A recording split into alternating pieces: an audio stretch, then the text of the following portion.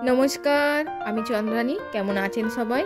আজ আমি আপনাদের একটি বহুবর্ষজীবী ঘাস জাতীয় উদ্ভিদের সাথে পরিচয় করিয়ে দেব। এর নাম মুথা।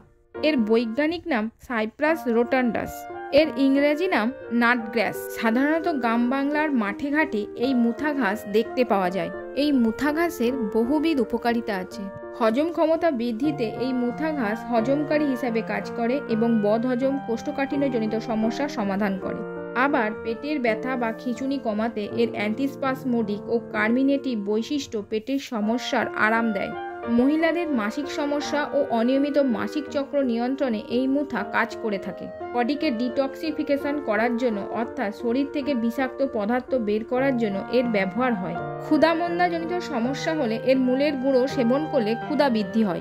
আমি যেটা বারবার বলি, কোনো কিছু ভেষজ ব্যবহারের পূর্বে ডাক্তারি পরামর্শ নিন। আরও এইরকম ইনফরমেটিভ ভিডিও পেতে চ্যানেলটা সাবস্ক্রাইব করে আমাদের সাথে জুড়ে থাকুন। সবাই ভালো থাকবেন, সুস্থ থাকবেন।